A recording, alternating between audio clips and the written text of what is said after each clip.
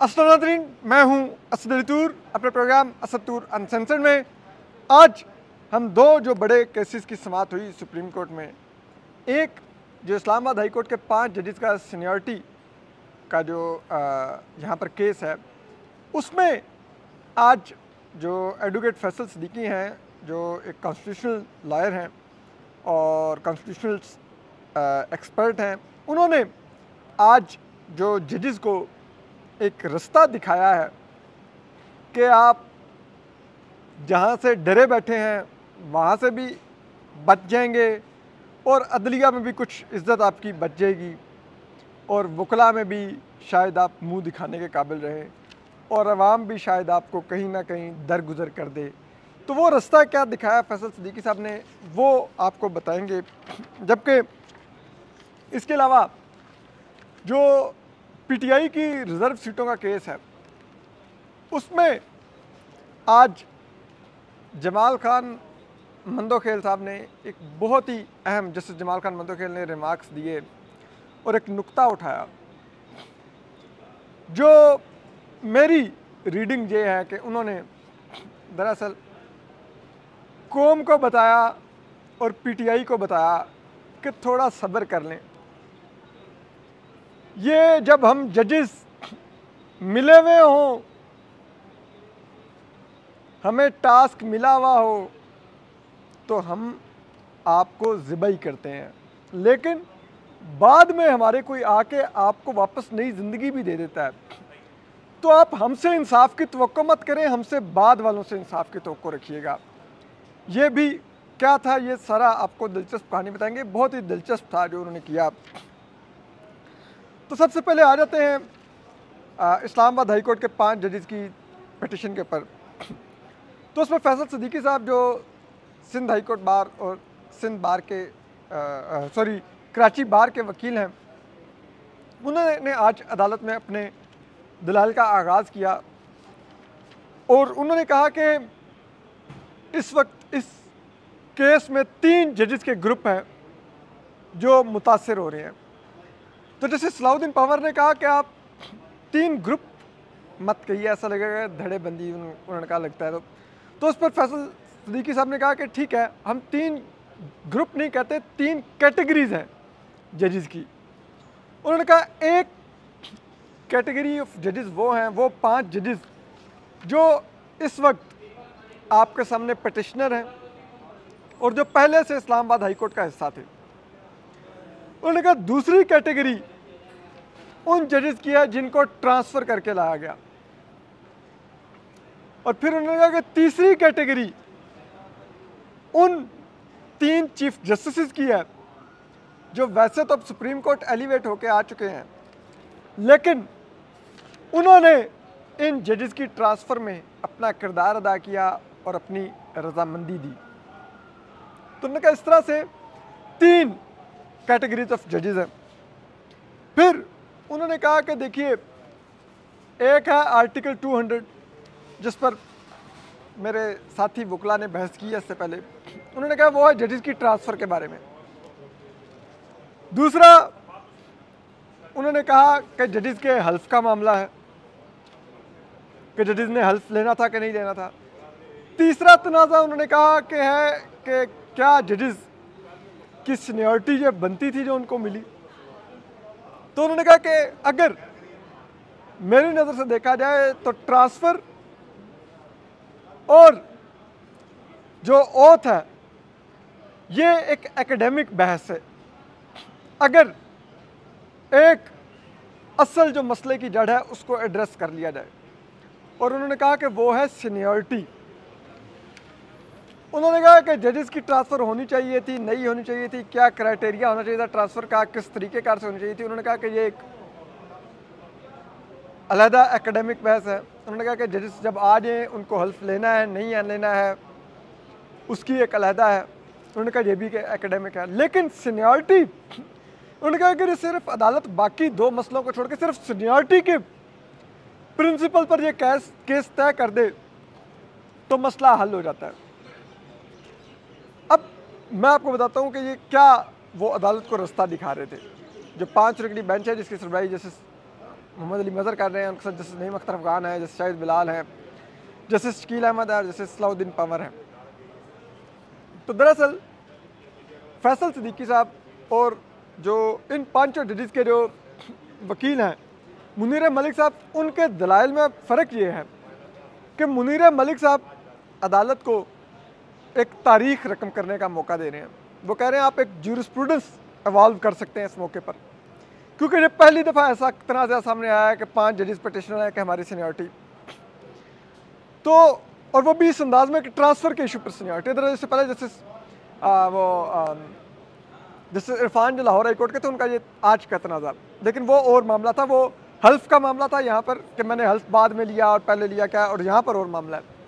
तो मुनीर मलिक साहब इन 5 जजेस को कह रहे हैं कि आप अगर ये क्राइटेरिया ले डाउन कर देंगे कि जजेस को किन हालात में ट्रांसफ़र करना चाहिए और किन में नहीं करना चाहिए, और जब ट्रांसफ़र किया जाएगा तो किस तरह से प्रोसीजर को फॉलो किया जाएगा, अगर आप ये ले डाउन कर दें, इसी तरह से कि जज को हल्फ लेना होगा नहीं लेना होगा, ये ले डाउन कर दें, तो मुस्तकबिल के लिए एक जूरिस्प्रूडेंस इवॉल्व हो जाएगी और वो आप लोगों के क्रेडिट पर आएगी।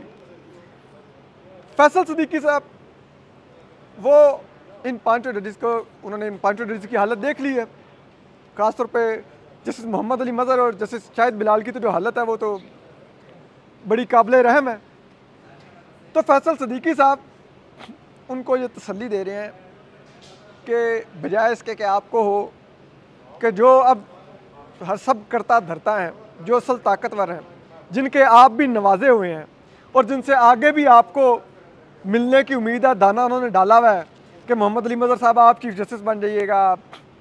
जस्टिस शाहिद बिलाल तो कभी अप्रोच ही नहीं हुए, वो तो हो इतना सॉलिड जज है, पाकिस्तान की तारीख का पहला जज है जो कभी अप्रोच ही नहीं हुआ है जी। तो वो कह रहे हैं कि आप भी बराए मेहरबानी चलिए कोई जूरिस्प्रूडेंस मत इवॉल्व कीजिए, कोई तीर मत मारिए, लेकिन ये सीनियरिटी डिसाइड कर दीजिए कि सीनियरिटी नहीं बनती थी जस्टिस सरफराज डोगर साहब की, जो एक्टिंग चीफ जस्टिस हैं, जिनको आमिर फारूक साहब ने जब सुप्रीम कोर्ट आ चुके हैं, साबिक chief justice Islamabad high court के, उन्होंने वो सीनियरिटी थमा दी। और फिर फैसल सिद्दीकी साहब ने आज अदालत में कहा कि आप ये देखिए कि तमाम चीफ जस्टिस के पास जो समरीज गई हैं, जो जस्टिस सरफराज डोगर और जस्टिस खादिम हुसैन सुमरो, जस्टिस आसिफ रेकी से जो रजामंदी ली गई है, तमाम समरीज आइडेंटिकल हैं, यानी कि एक जैसी हैं। उनमें कहीं पर ना सीनियरिटी का जिक्र है ना हल्फ का जिक्र है। अचानक से एग्जेक्टिव जब प्राइम मिनिस्टर को सबसे मंजूरी ले लेता है, तो प्राइम मिनिस्टर को जब मंजूरी भिजवाता है तो उसमें वो सीनियरिटी और हल्फ डाल देता है। तो उन्होंने कहा कि ये तो इसका मतलब है कि ये तमाम तनाज़ा जजेस ने नहीं पैदा किया, इवन के जो जजेस ट्रांसफ़र होकर आए हैं उनका भी कसूर नहीं है, क्योंकि उनको भी नहीं पता था कि उनको सीनियरिटी क्या मिलनी है। अगर उनको पता था कि उनकी सीनियरिटी बॉटम पर होनी है तो हो सकता है वो आने के लिए तैयार ही ना होते। तो ये तमाम तनाज़ा और ये बदनीति एग्जेक्टिव की थी, जिसने सबको एक्सप्लॉइट किया, मैनिपुलेट किया और आखिर में आके सीनियरिटी ले आया। और उन्होंने कहा कि सीनियरिटी और हल्फ एग्जेक्टिव और सदर के पास इख्तियार ही नहीं है कि उसने देना है। उन्होंने कहा वो तो चीफ जस्टिस ने देनी थी, उन्होंने दी नहीं, एग्जेक्टिव ऊपर समरी में निकाल लेता है। फिर एक बात जो जस्टिस मोहम्मद अली मज़हर ने इस मौके पर कही, और उन्होंने कहा कि देखिए ये जो आप ट्रांसफ़र और सब चीज़ों की बात कर रहे हैं, आप कह रहे हैं कि इन 3 खाली वैकेंसीज पर जजेस को अपॉइंट होना चाहिए था, ट्रांसफ़र होकर जजेस नहीं आने चाहिए थे। उन्होंने कहा ये अपॉइंटमेंट और सारा तरीक़ेकार मुख्तलिफ था। आप अल जहाद केस की एग्जांपल्स दे रहे हैं, अल जहाद केस के पास अब 26वीं तरमीम आ चुकी है, अब सब कुछ 26वीं तरमीम की रोशनी में देखना है। अब इख्तियारात जुडिशल कमीशन ऑफ पाकिस्तान के पास हैं, अब चीफ जस्टिस के पास भी नहीं है। तो मैं सोच रहा था कि जस्टिस मोहम्मद अली मज़हर साहब, हजूर अगर 26वीं आईनी तरमीम के बाद इख्तियारात जुडिशल कमीशन के पास चले गए हैं कि उसने जजेस अपॉइंट करने हैं, तो फिर ये सदर के पास कहाँ से इख्तियार आया कि वो पूरी की पूरी प्रोसेस इनिशिएट कर दे कि मैं ये जजेस हैंड पिक ला रहा हूँ इस्लामाबाद हाई कोर्ट में, फिर वो भी जुडिशल कमीशन के ऊपर छोड़ दीजिए।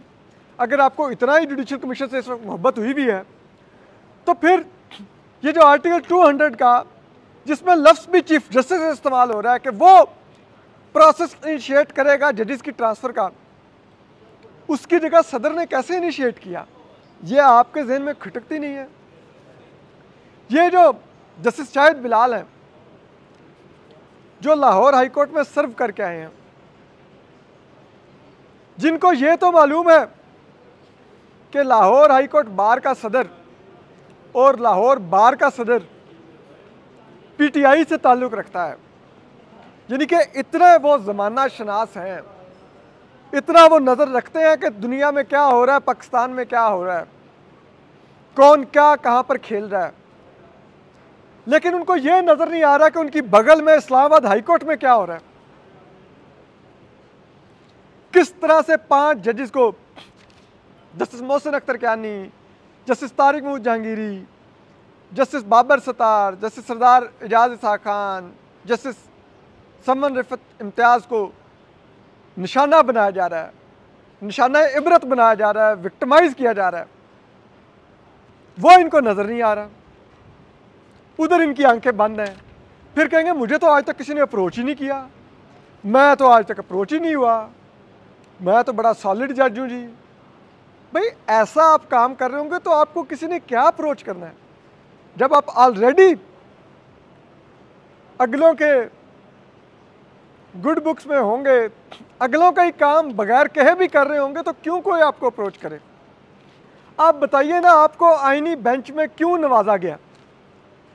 इस आईनी बेंच में एक एक जज इस फार्म 47 की लास्टिक की शलवार वाली हुकूमत को वर्किंग कर करके बताया गया था, और आपको पता ही है वर्किंग किन्होंने करनी होती है कि ये भी अच्छा बच्चा है, ये भी अच्छा बच्चा है, ये भी अच्छा बच्चा है, कभी आइन के साथ नहीं खड़ा होगा, कभी अपने हल्फ की पासदारी नहीं करेगा, कभी अवाम के हकूक़ का नहीं प्रोटेक्ट करेगा, कभी इंडिपेंडेंट फैसला नहीं देगा, तो उसको फिर लाया गया आईनी बेंच में, और आप कहते हैं आपको कभी अप्रोच ही नहीं किया गया। माशाल्लाह माशाल्लाह। फिर आप आगे आ जाइए तो दूसरा केस आ जाता है, वो है पीटीआई की मखसूस नशिस्तों का। उसमें आज फिर हामिद खान साहब ने अदालत में ये एतराज़ उठाया। उन्होंने कहा कि मेरी जो तीसरी पिटिशन है वो ऑफिस नहीं फिक्स कर रहा। ऑफिस कहता है कि आप नहीं बेंच पर एतराज़ उठा सकते कि चीफ जस्टिस को बेंच का सरबराह होना चाहिए और उन 5 जजेस को शामिल करना चाहिए। उन्होंने कहा ये तो आपने जुडिशल साइड पे डिसाइड करना है, ये ऑफिस कब से डिसाइड करने लग गया आप। तो अमीनुद्दीन खान साहब ने कहा आप ऑफिस में ऑब्जेक्शन पर अपील कर दें। उन्होंने कहा वो अपील भी नहीं ले रहे, वो कह रहे हैं बेंच ऑर्डर करते हैं हम अपील ले लेते हैं। तो अमीनुद्दीन खान साहब ने कहा कि मैं समाअत के बाद देखता हूँ, करते करते उन्होंने उससे जान छुड़वा ली। और उसके बाद हामिद खान साहब ने जो एतराज़ात किए, एक तो उन्होंने कहा कि इस केस की बराह रास्त लाइव स्ट्रीमिंग होनी चाहिए, इसको नशर होना चाहिए। और उसकी वजह उन्होंने कहा कि ये जब केस पहले मरले में था तो ये बराह रास्त नशर हुआ, अब नज़र सानी में इसको मुख्तलिफ तरीके से ट्रीट नहीं कर सकते कि पहले मरले में बराह रास्त नशर हो और नज़र सानी में आप कहें कि हम नशर नहीं करेंगे। जिस पर जस्टिस मोहम्मद अली मदर ने कहा, उन्होंने कहा कि देखिए कि जो हम बराह रास्त नशरियात करते रहे हैं, वो चीफ जस्टिस काजी फाइसा ने हल्फ लेने के बाद एक मीटिंग बुलाई थी जहाँ पर जजेस की अक्सरियत ने इत्तफाक किया था कि एक पायलट प्रोजेक्ट के तहत हम इस को लाइव नशर करना शुरू करते हैं। और उन्होंने कहा मीनवाइल कमेटी ने सिफारशात तैयार की, लेकिन वो सिफारशात आज तक जुडिशल कमीशन में पेश होकर मंजूर नहीं हुई, तो इसलिए लाइव स्ट्रीमिंग का अभी तक कोई अप्रूवल नहीं है, कोई फॉर्मल कोई रूल्स के अंदर। तो इस पर हामिद खान साहब ने कहा लेकिन अभी तक पायलट प्रोजेक्ट फील्ड में है और जुडिशल कमीशन ऑफ पाकिस्तान और जिसे कहते हैं फुल कोर्ट ने अभी तक पायलट प्रोजेक्ट को डिस्कार्ड भी नहीं किया, तो आप इसको लाइव नशर कर सकते हैं। उसके बाद उन्होंने कहा कि आप उनका दूसरा एतराज़ था, उन्होंने कहा कि 26वीं आईनी तरमीम के फ़ैसले तक आप इस केस को मौखर कर दें, क्योंकि उन्होंने कहा कि 26वीं आईनी तरमीम तमाम मसले की जड़ है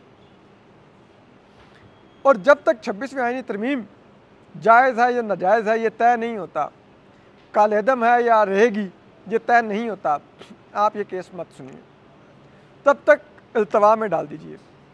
क्योंकि दीगर जजेस जो 5 जजेस यानी कि justice chief justice Yahya Afridi, justice Mansoor Ali Shah, justice Munib Akhtar, justice Irfan Saadat Khan और एक और जो जज हैं मैं अभी जस्टिस अतर मिल्ला, उनका ये 5 जजेस सुप्रीम कोर्ट में होने के बावजूद इस बेंच का हिस्सा नहीं, हालांकि फ़ैसला उन्होंने दिया और उनमें से ऑथर जज भी जस्टिस मंसूर अली शाह हैं, वो भी इस बेंच का हिस्सा नहीं है।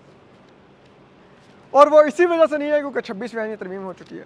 तो जब तक वो नहीं आते, 26वीं आईनी तरमीम डिसाइड नहीं होती, आपके केस बराए मेहरबानी होल्ड कर लीजिए, आप अभी इसको मत सुनिए।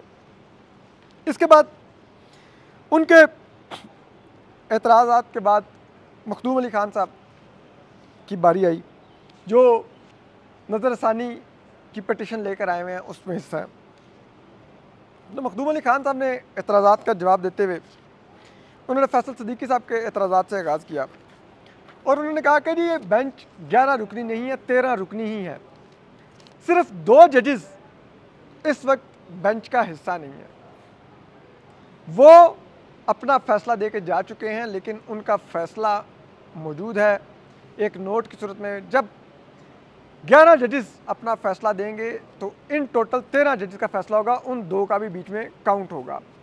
और उसकी उन्होंने वजाहत की, उन्होंने कहा देखिए मैंने आप 11 में से कम 7 जजेस को कन्विंस करना होगा कि आप ये कहें कि पीटीआई को नशिस्तें गलत मिली और अपने हक़ में फ़ैसला लूँ। और उन्होंने कहा कि अगर 7 की बजाय 6 जजेस भी मेरे साथ एग्री करते हैं, लेकिन 5 जजेस मेरे साथ एग्री नहीं करते, तो उन 5 जजेस का वोट जस्टिस आयशा मलिक और जस्टिस अकील अब्बासी के वोट के साथ शुमार होगा और इस तरह वो वोट 7 हो जाएंगे और फैसला मेरे अगेंस्ट चला जाएगा। दूसरी बात जो जस्टिस जमाल खान मंदोखेल ने एक बात कही, बड़े उन्होंने और उनके चेहरे पर एक बड़ी खसियानी सी या मानी खेज सी मुस्कुराहट थी जब उन्होंने रिमार्क्स दिए। उन्होंने कहा देखिए अभी तो हम ये केस डिसाइड कर रहे हैं, लेकिन कल का क्या पता हमारे बाद कौन जजेस होंगे। जैसे कि जुल्फ़िकार अली भुट्टो केस में क्या फ़ैसला आया था और बाद में क्या हुआ, इसी तरह